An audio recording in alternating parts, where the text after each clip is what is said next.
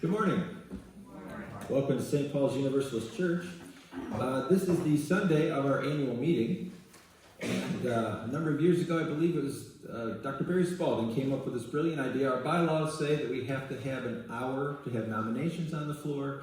And we used to have the service and then an hour afterward, but then there was nothing in the bylaws that said you couldn't incorporate it into the service. So at this time, I'd like to invite our board president to come forward to officially open the meeting.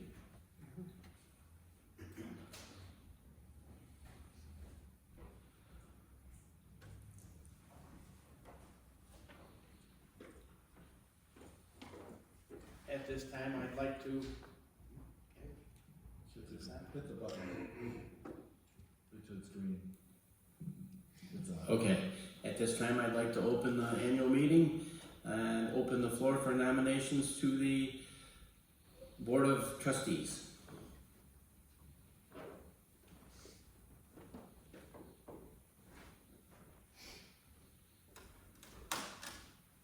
Dave, I nominate Jeff or Justin for board president. I second that. Thank you. All set? All right, the meeting is officially underway, and I say this every year at the annual meeting. Anyone interested in officially becoming a member of the church can see me or our church clerk, Pat. There are no fees of any kind. It essentially involves signing your name to the membership book. Absolutely no pressure, but if you are interested, let us know. Are there any other announcements anyone wants to share? Just a reminder, spring is here, the homeless are back. If you're in the church, keep the door locked. Okay. Good to know. Good to know. All right, let us proceed to our musical call to worship.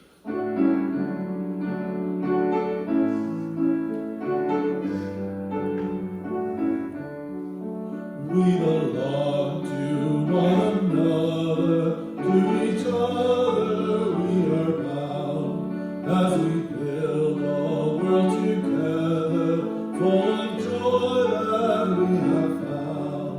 What we are to others, when we need us we respond. We belong to one another, and we hold on common bond.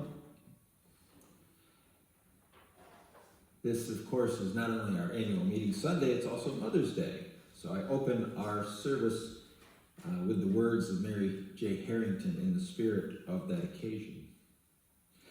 We come together today in praise and thanksgiving for the gift of life itself. Someone gave birth to us, and some of us have given birth. All of us have been mothered in our time. All of us have mothered. Let our time today be one of recognition, that we arrive from so many places, joy and delight, wistfulness and longing and worry, unmet needs and unfulfilled dreams, loss and sorrow, loss and emptiness, loss and regret. All that life is made of, mothers are made of too. Today we sing the songs of so many, mothers who are single parents, foster parents, mothers who relinquished their young out of necessity, mothers who found their heart in adoption, mothers who left their children in 1,000 ways, mothers who rejoice and mothers who mourn. We sing the songs of the grandmother, the auntie, the classroom teacher, the Sunday school teacher, the babysitter, the neighbor with endless cookies and time. There is a kind of love we cannot live without. It's never too late, no matter our age or situation. We sing a song of gratitude for all the moments of being known, being cherished, and being found.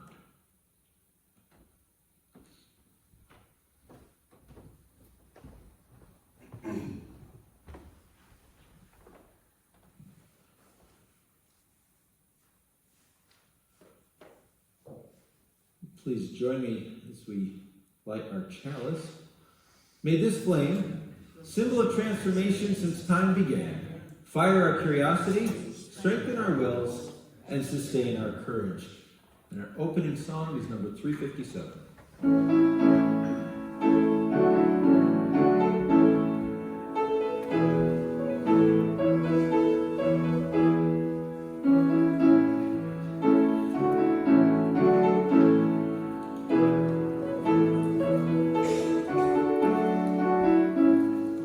Bright morning stars are rising, bright morning stars are rising, bright morning stars are rising. Days are breaking in my soul. Oh, where are dear mothers? Oh, where are dear mothers? Oh, where are dear mothers? Days are breaking in my soul. They are sowing seeds of gladness. They are sowing seeds of gladness. They are sowing seeds of gladness. Days are breaking in my soul. Oh, where are dear fathers? Oh, where are dear fathers? Oh, where are dear fathers? Days are breaking in my soul. They are in the fields of plowing. They are in the fields of plowing. They are in the fields of plowing. Days are breaking in my soul. Please remain standing and join me in the words of affirmation. Love is the doctrine of this church. The quest of truth is its sacrament, and service is its prayer. To dwell together in peace, to seek knowledge and freedom, to serve humanity in fellowship, to the end that all souls shall grow into harmony with the divine. Thus do we covenant with one another and with our God.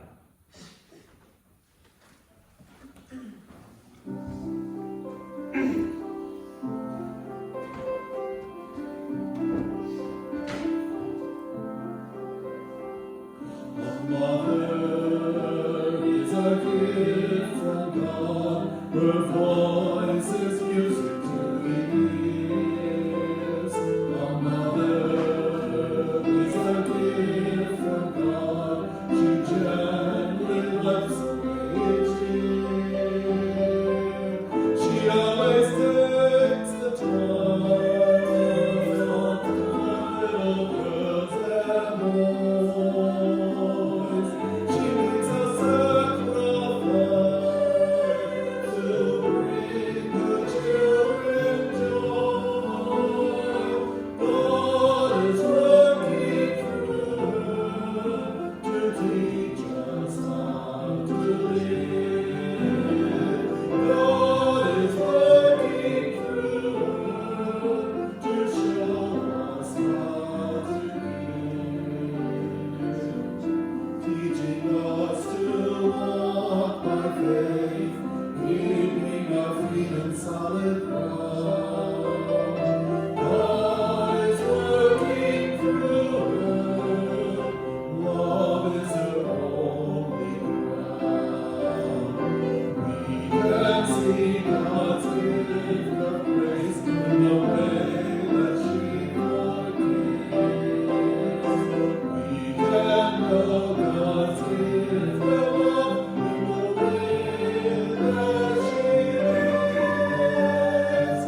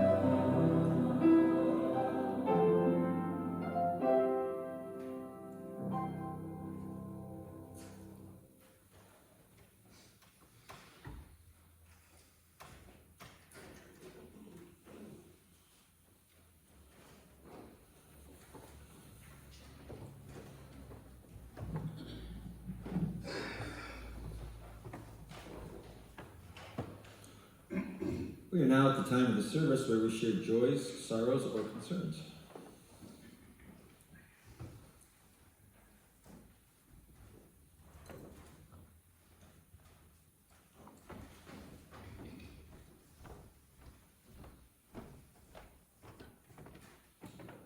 So this is a candle of joy.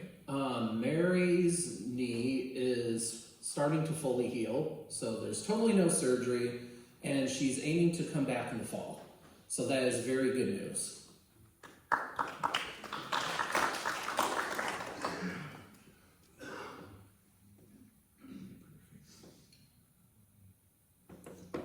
This one is for healing for my Uncle Louie, who fell on Friday 5 feet from a ladder. His leg is in bad shape, but so far overall he's doing okay. He was told to stay off it, and it's probably not going to happen. Stubborn, but hopefully it's a fast healing.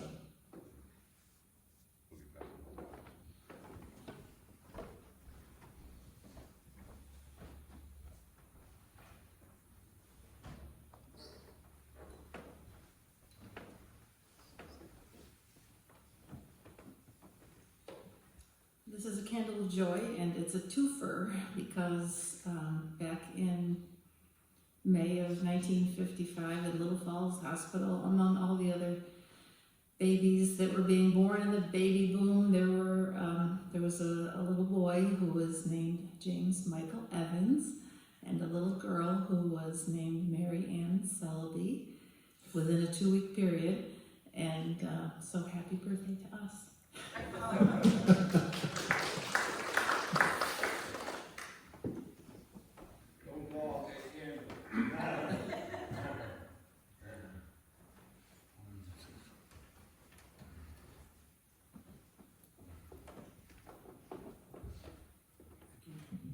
Yeah, this is for my wife Leah and my daughter at the Tulip Festival in Albany.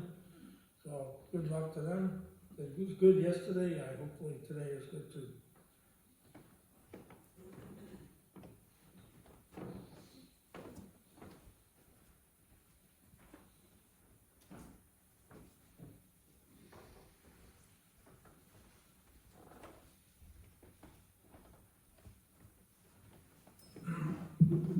This is a candle of joy. Our grandson Zachary turned 35 this past Friday, and he had a problem. They had to take him down to Cooperstown Hospital. He ended up having his appendix removed. So that was his birthday gift. And as I mentioned to some of the people before, he had to wait for the surgeon to get done. There was a person there that had a serious accident with his chainsaw. It kicked back and got him in the face. This wasn't Zachary, this was somebody else. And it took him a while. His wife didn't get home. We watched a little 4-year-old boy. She didn't get home until like 1 o'clock in the morning. By the time we get done, and then we get home. Well, everybody is doing well.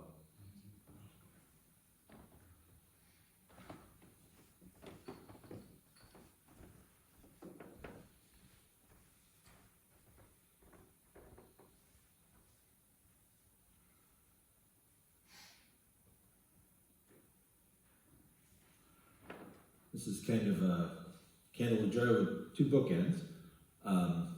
Last Tuesday, our daughter Natalie, our youngest, Dawn was pregnant with her when we first started coming to St. Paul's, and I always think of Natalie because this tree over here in the corner got planted when Natalie was about a week old. She turned 22 this last Tuesday, and she graduates from college next Saturday.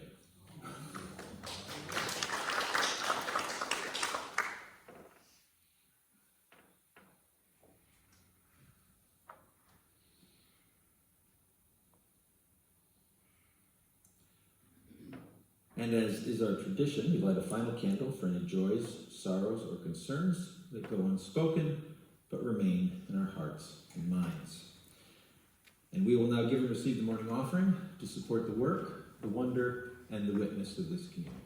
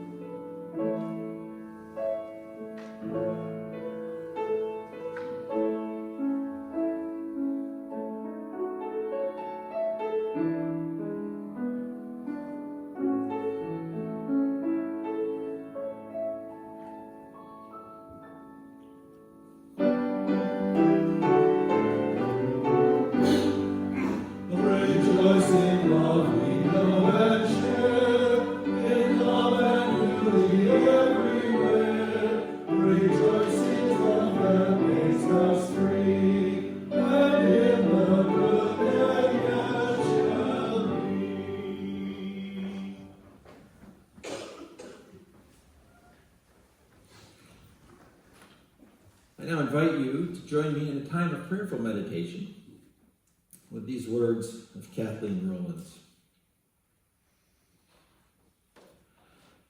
Spirit of life, you've been a father and mother to us all. We enter into this time of silent reflection with mixed emotions. This is Mother's Day, a day set aside to honor, celebrate, and in some cases simply to reflect on those women who gave us birth.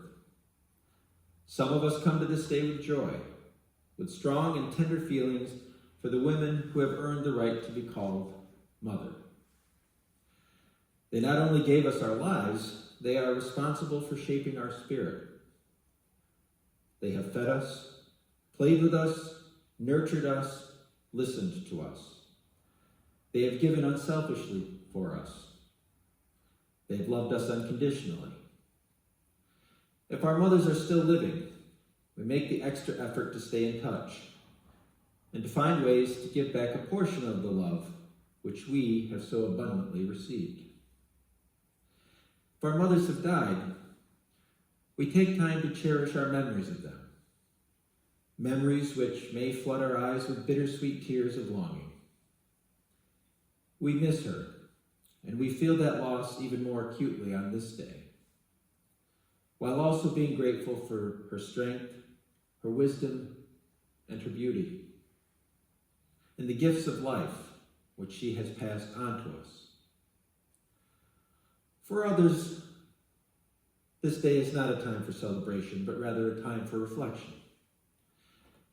Perhaps we cannot bring ourselves to buy that Hallmark card, the one that waxes poetically about a mother's love or her presence in our lives. Rather, we may feel her absence through death or indifference. We may have complicated, difficult, unhappy associations with the term mother. Instead, may we use this time to reflect on those who have mothered us, the women in our lives who have been shown their love for us, whether through motherhood or mentoring, those tough, gentle, truth-telling, loving, wise, whimsical women who have served as our teachers, our mentors, our guides, and our friends. And on this Mothering Day, may we remember the great mother that sustains us, whose body is the very substance of our existence, the very ground we walk upon, the very source of our being. From whatever place of the Spirit we come this morning, let us once again enter into a time of silence, knowing that in silence is where great things fashion themselves. Let us have a moment of silence now.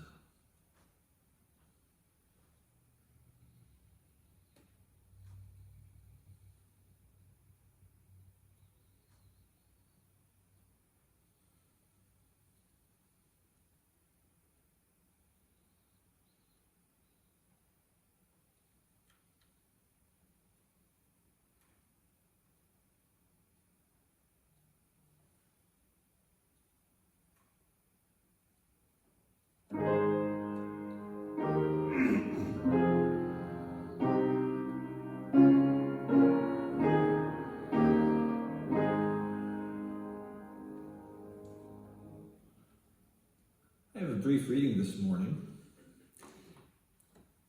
It will make sense during the sermon. I'll leave it to you to figure out where. I want you to pay attention to two things as you hear this: wisdom and the pronouns used to describe wisdom. This is from the 9th chapter of the book of Proverbs. Wisdom has built her house. She has hewn her 7 pillars. She has slaughtered her animals. She has mixed her wine. She has also set her table. She has sent out her servant girls. She calls from the highest places in the town. You that are simple, turn in here. To those without sense, she says, come, eat of my bread and drink of the wine I have mixed. Lay aside immaturity and live, and walk in the ways of insight. Our next song is number 34.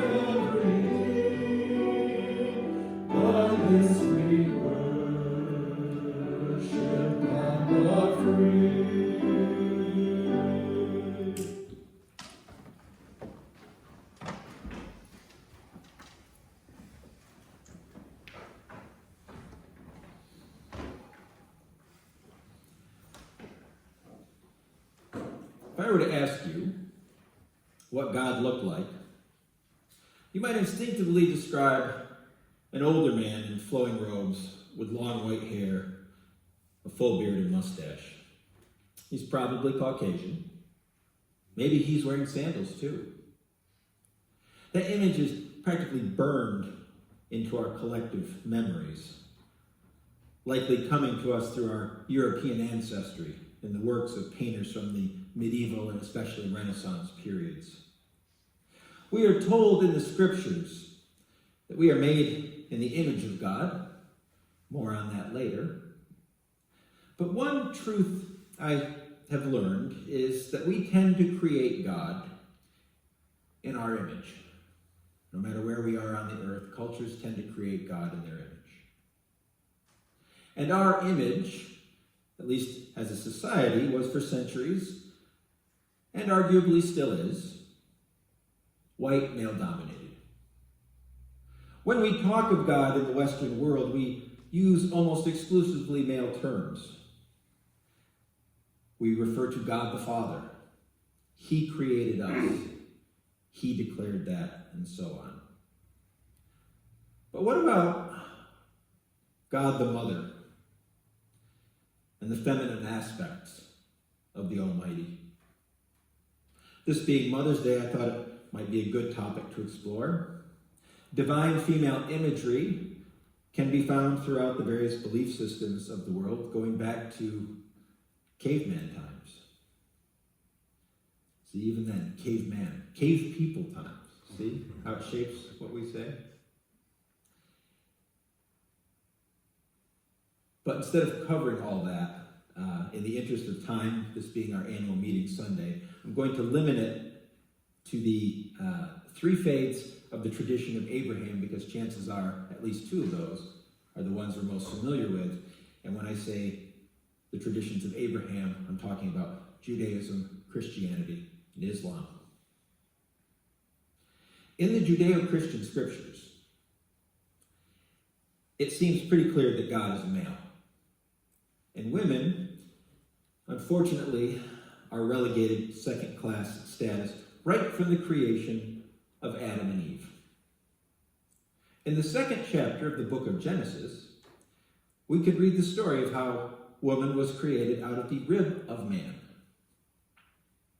Just think how that one account, okay, that woman came not just from man, but just from man's rib, has been used to justify male dominance for centuries in the Western world. However, there is another account in the 1st chapter of Genesis, the first creation story. There are actually 2. We often forget that, but if you, I love my people, my friends who are biblical literalists, because they say, well, if it's in the Bible, then that is true. I'm like, okay, let's open to the first couple chapters. Oh, look, there's a contradiction. Anyway, in that first account of Genesis, it says, "Then God said, let us make humankind in our image, according to our likeness, and let them have dominion over the fish of the sea, and over the birds of the air, and over the cattle, and over all the wild animals of the earth, and over every creeping thing that creeps upon the earth." So God created humankind in his image. In the image of God, he created them, male and female. He created them. This first account is much more equitable. God creates humans in his image, male and female. There is no designation of one being superior to the other. Both are created in the image of God. Elsewhere in the Judeo-Christian scriptures, we find references to the feminine nature or aspect of God. In the Old Testament book of Isaiah, God is said to comfort the people like a mother comforts her child. Elsewhere in that same book, God describes herself as being like a woman who would never forget her nursing child. In Deuteronomy, God is described as being like a mother eagle, hovering over her young. In both Isaiah and the Psalms, God is said to care for her people like a midwife that cares for the child she just delivered. God describes herself to the prophet Hosea as having the fury of a mother bear robbed of her cubs. And later in the New Testament, Jesus depicts God as looking for those who are lost in the same way that a housekeeper tries to find her lost coin. In Luke's gospel, Jesus longs for the people of Jerusalem like a mother hen longs to gather her chicks under her wings. Islam also teaches that human beings, both male and female, were created in the image of God. And although the Quran tends to refer to God in male terms, most Muslims would tell you that God, or Allah, transcends gender. Allah's power, strength, and justice are rooted in the masculine, but Allah's compassion, love, and forgiveness have a decidedly female aspect. Given the historically second-class status of women throughout much of Jewish and Christian history, and that continues in much of the modern Arab world, it would seem that the feminine aspects of God have been largely forgotten, despite the scriptures. In a sense, we've come full circle. We're back to the old bearded man in the sky. How can that be when both the Bible and the Quran tell us that human beings, male and female, are created in God's image? The culprit is language. The Hebrew language of the ancient Jewish people, the Aramaic that Jesus and his followers would have spoken, and the Arabic language of Muslims all have their roots in the Semitic tongue. In the Semitic languages, there are no words for they, them, or it, which are gender neutral. In Semitic languages, every object has a gender. To give you an idea of what I'm talking about without going into an etymological thesis, it's kind of like how in English, we often refer to a ship as a she. Except in Semitic languages, almost every object is gender specific. For example, if I were referring to your injured hand in Arabic, instead of telling you it looks swollen, it would translate as she looks swollen. But if I injured my nose, I would say he looks swollen. And here's the key element. In the Hebrew, Aramaic, and Arabic languages, if you are not specifying a gender, the male pronoun is used. If you are specifying that a person or group is female, then the female form is used. In other words, the male pronoun doesn't necessarily refer to a gender, but the female pronoun always does. Most religious scholars would tell you that God is beyond the concept of gender, but because of the limits of the languages and the varieties of languages in the world's scriptures, God is by default described as a male. It can mean either without gender or male, but when God is referred to as a female, it definitely means female. So male can be either one, female is female. Hopefully that makes sense. So in the book of Genesis and in the Quran, when it says that human beings were created in the image of God, it is not referring to a specific gender. The point is that God cannot be fully understood in human terms. Being created in God's image means that humans have some of God's characteristics: love, compassion, mercy, kindness, a sense of justice, knowledge of right and wrong, and an ability to understand the creation that perhaps other members of the animal kingdom lack. Now, does it matter whether we see God as male or female? As I stated at the beginning of this, we are taught that we are created in God's image.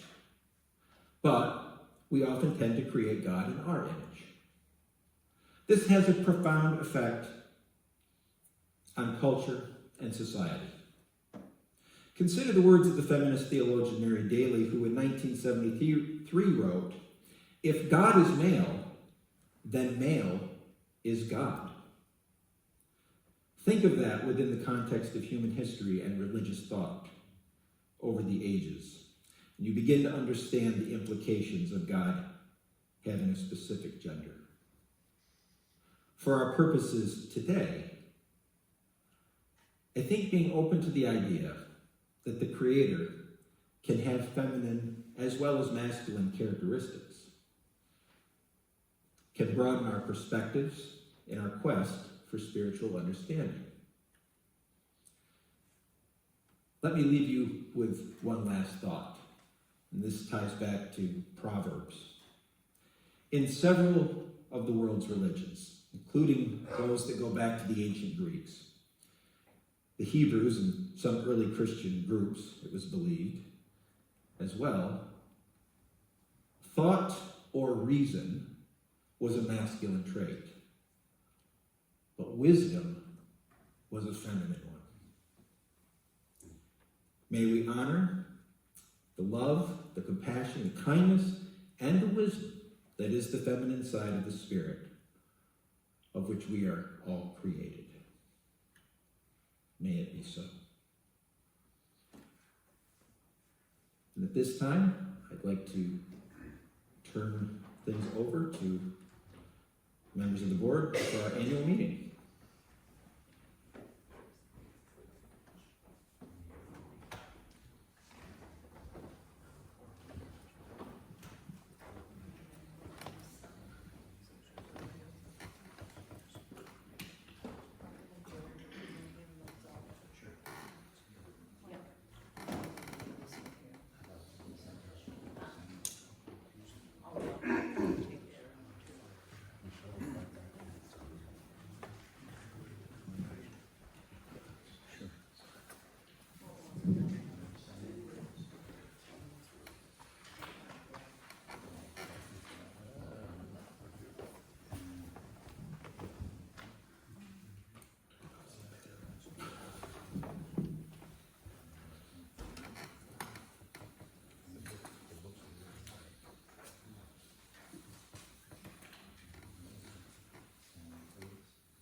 At this time, we'll have the reading of last year's secretarial's report.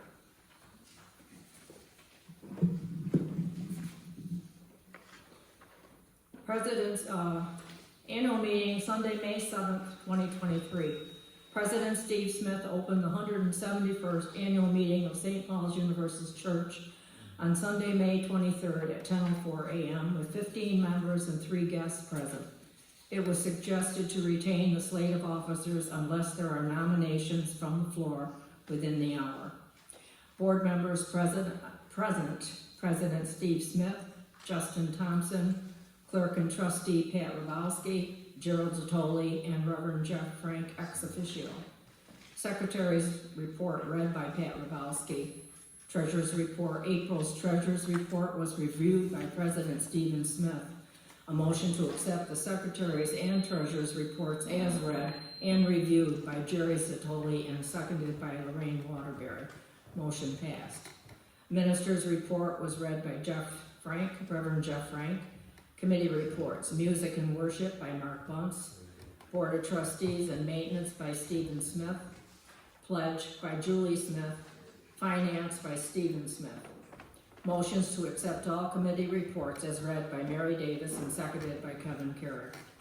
Under old business, the bathroom project was completed with the estimate of $7,500, flooding problem fixed, and a much-needed improvement to our church building. The humidifier for the organ was installed and running to help the function of the organ. Under new business as slated in the maintenance report, the next project will be the sidewalk in front of the church. Kevin Carrick suggested an asphalt patch and painting the windows and trim in Fellowship Hall. Steve Smith reviewed the 23-24 budget and the portfolio of our endowment fund and asked for any questions from members. With no questions from the floor, a motion was made by Jerry Zatoli and seconded by Justin Thompson to accept the 2023-2024 budget as reviewed. Motion passed.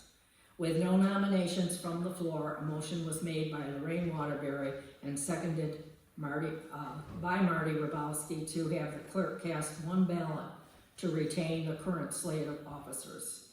With no further business, a motion to adjourn at 11 a.m. was made by Julie Smith and seconded by Justin Thompson. Respectfully submitted, Pat Rabowski.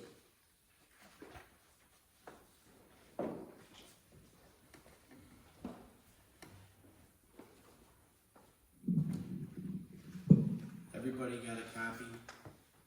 That wants one? Okay, we're just gonna look at the other reports, and if anybody has any questions, we can, discuss them at that time.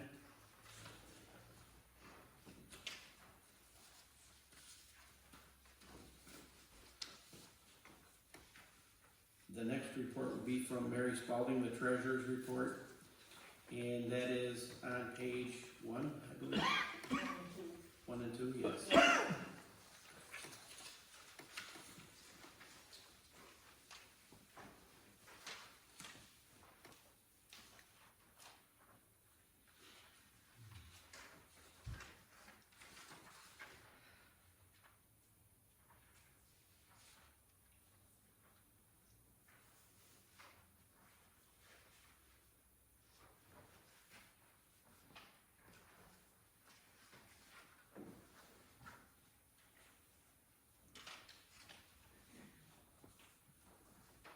Are there any questions?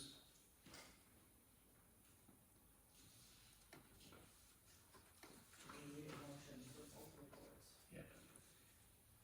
Can I have a motion to accept the clerk's, Jerry, David, and the motion to accept the treasurer's report? Same. Okay, same. Okay. Just one question, Steve. On their insurance, you pay $4,000 for insurance? Yep. Wow. It's through Church Mutual. Okay. They're strictly specific to churches, that's all. Well, we get a rebate back. Yes. We get a rebate back. All right. Yeah. No, I just never looked at that. Yeah.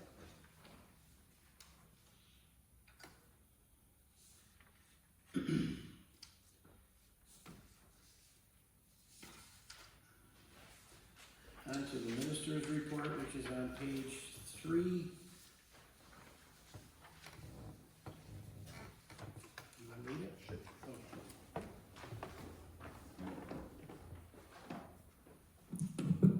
I think my mic was the reason for the feedback, so I'll read here. I was a little shocked to do the math and realize I am nearing the end of 10 years, 10 church years as your pastor. Where has the time gone? I often feel that I live two parallel lives between my work as a school psychologist and a pastor. It is an odd balance between gained experience while not getting any younger. I wish to convey my heartfelt gratitude to the friends and members of our church for the honor and privilege of serving as your minister. I especially want to thank our music director, Mr. Mark Bunce, for his many contributions to this church and his ongoing support. I'm able to do what I do in large part because of all that he does. I also wish to thank my wife Dawn for her ongoing love and patience. I know that it is not always easy being a minister's wife. And thank you to this congregation for the myriad ways in which they share their time and gifts with this spiritual community, as well as their understanding that I have a full-time job in addition to my duties here. I have always appreciated that. In reflecting on my job performance, even though I think of ministry as more of a calling than a vocation, there's always room for improvement. As such, I welcome any constructive suggestions for ways to do better. People, and not so much people in the congregation, but people perhaps outside of a UU church might think that it is easy to lead a congregation of people who are free to believe what they want. But it can be surprisingly challenging because you have to find a balance between all of those spiritual needs. I like to think that Mark and I try to create services that offer a little something for everyone. I know that I mention this a lot, but I often think about how when we came to this church in early 2002, people worried that it would be closed within 5 years. But here we are 22 years later. We weathered the pandemic, and our online presence is bigger than ever before. There are people who watch our services, who will watch this service, who may have never set foot in this building. Our online recordings have also allowed participation from people who would otherwise be unable to take part in our services due to health concerns or distance. How much longer will our church continue? Your guess is as good as mine. The truth is that American culture is shifting, and fewer people are attending churches overall, not just our denomination, but in general. But for however long we last, let us remember the words of John Wesley, the founder of Methodism. Do all the good you can, by all the means you can, in all the ways you can, in all the places you can, at all the times you can, to all the people you can, as long as ever you can. Respectfully submitted, Reverend Jeffrey J. Frank.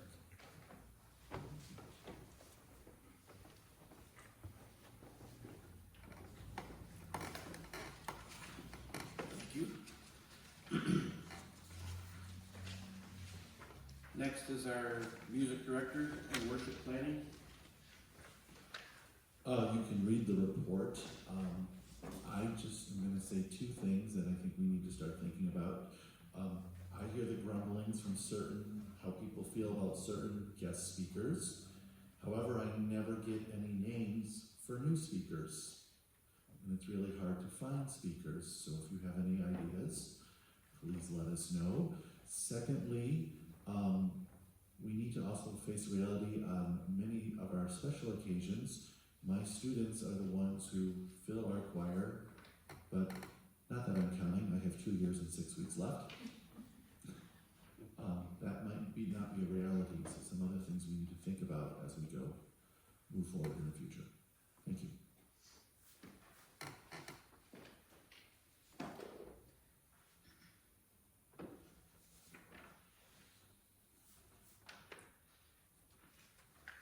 Next is our Board of Trustees. I'm not gonna read it, you guys gonna kind of look it over. If there's any questions that you have?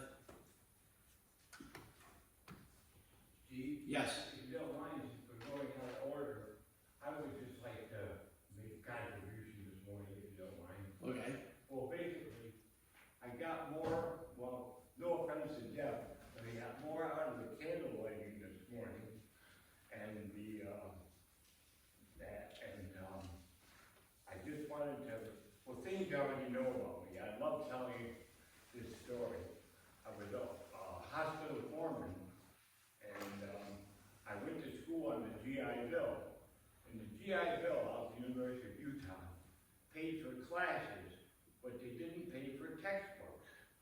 So I had to come up with nearly $40 or $50 cash for a book on medical procedure.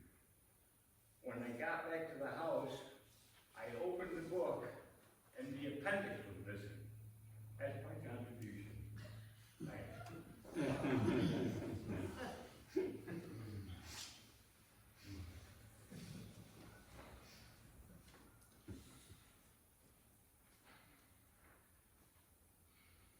The maintenance report is below the board president's report. Any questions on any of that? They've read that?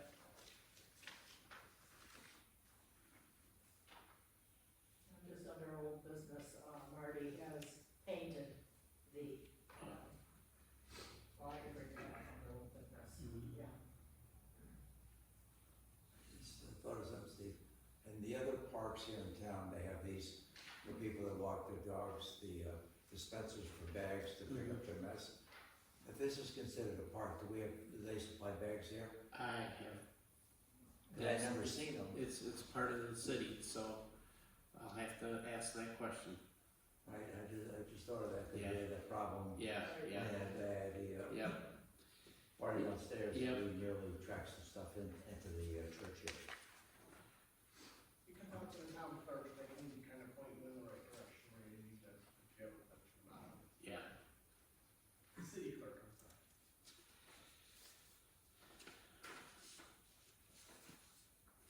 Next is our annual pledge report.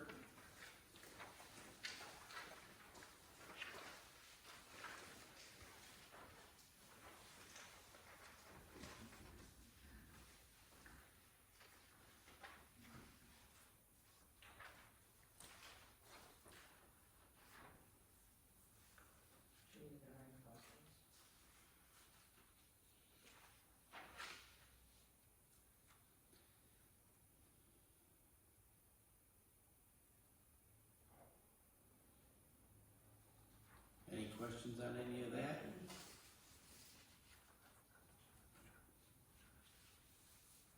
And then we move on to our annual budget, which is the same.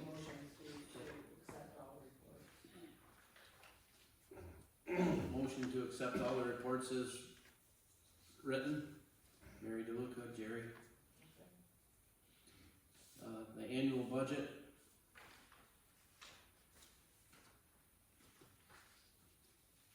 It's the same budget as last year. There's not much we can cut or change or anything. We are just maintaining as we go along.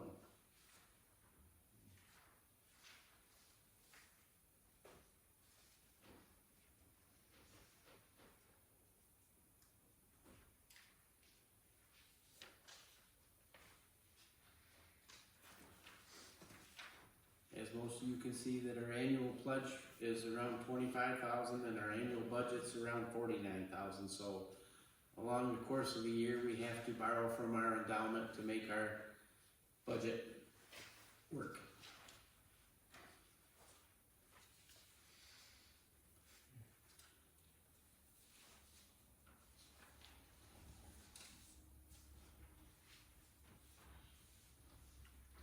And then the final page is a synopsis of our endowment, our money that's invested.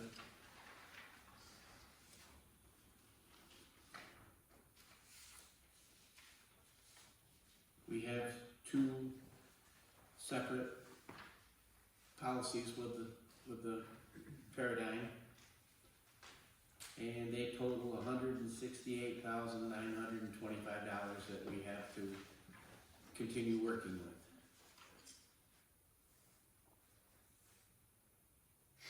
I don't know, some of you may have colored and some of you may have black and white.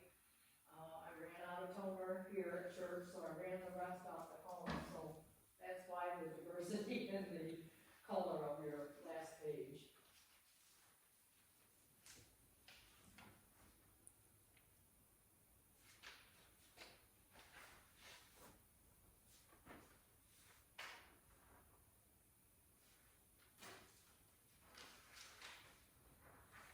Any questions?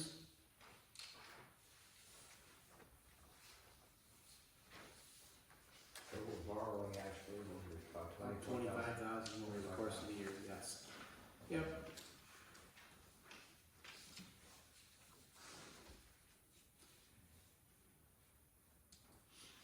The market has to keep up for us to stay afloat. Yes. Yeah.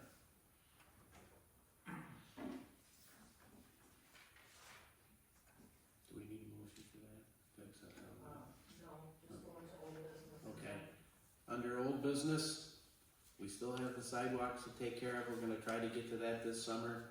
Plus, there's a few bricks that have fallen out of the side of the steeple tower out here. We're gonna hopefully be able to get a lift and do that. And I'd like at the same time to, when I get the lift, to go down through and paint the 16 windows, you know, so that at least that they have a little bit of paint on them.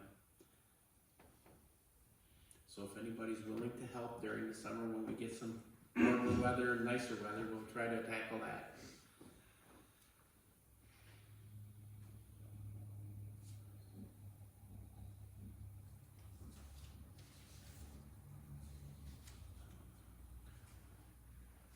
Under new business, I guess we have to approve the budget for next year. It's gonna maintain the same. There's not much that we can cut or do or anything. Are there any questions? Can I have a motion to, David? Justin. Thank you. The hour is just about up, so, any nominations from the floor? Any nominations to the floor for the Board of Trustees or anything? And if Justin will accept it. Yeah, I nominate Justin as the, We Yeah, nominated yeah, him already. yeah, yeah. You heard that, Justin? Are you willing? Yes. Very good. Seems like think Congratulations. Well, we've got a few minutes to wait. Cast one. Yeah, we can't until we get our hours up. so. Yeah, right. Or we can Brian, finish the can we service do and then finish cast the the vote. service? Yes. You got adjourn meeting. Finish the service. Oh, okay. then we'll adjourn. All right. That's the brilliance of this. Let's join in our final song.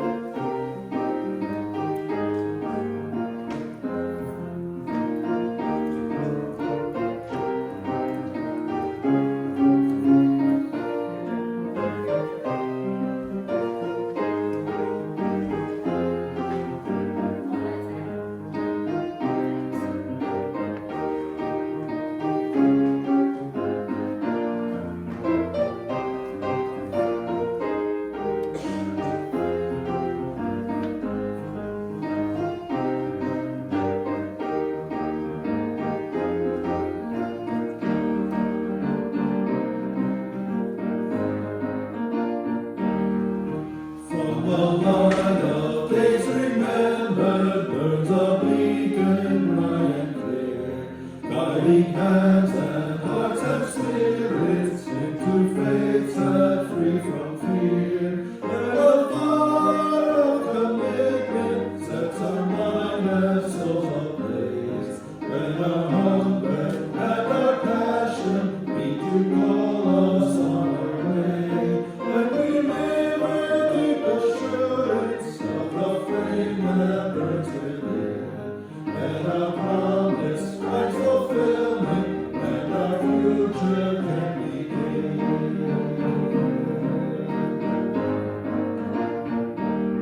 From the stories of our living brings a song both brave and free, calling pilgrims still to witness to the life of liberty. When the fire of commitment sets our mind and souls ablaze, when our hunger and our passion meet to call us on our way, when we live with deep assurance of the flame that burns within, when our promise finds fulfillment and our future can begin.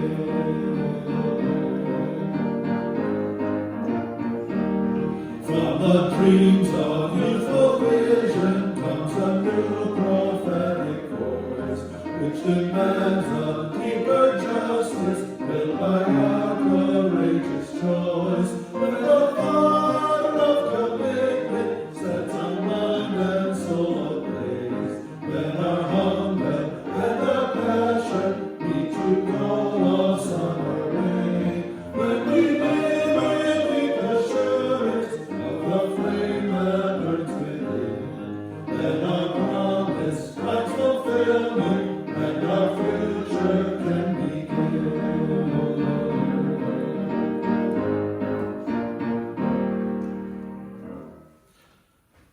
We close our service with this cute little anecdote from Geneva Jordan, who said, "A mother is a person who, seeing there are only 4 pieces of pie for 5 people, promptly announces she never did care much for pie."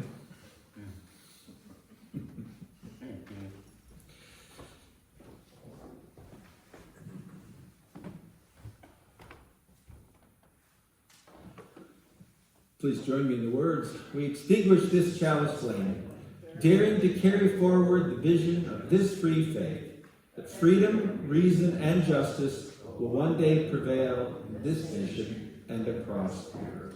Please.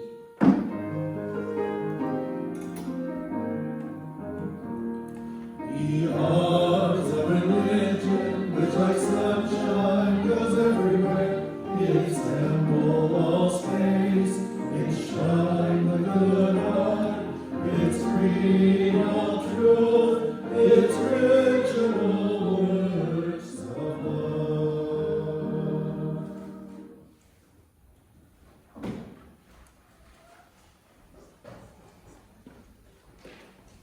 Okay, with no objections and no further nominations from the floor, I ask the clerk to cast one ballot for the change in the slate of officers. And I need a nomination, or Well, we got that one. That was from David and Jerry. Gary, Okay. yeah, you've got to cast one ballot for the slate of officers, okay. And then I need a motion to adjourn. Before you do the motion, Steve has been our president for a number of years. He's done one heck of a job. And Justin, you got some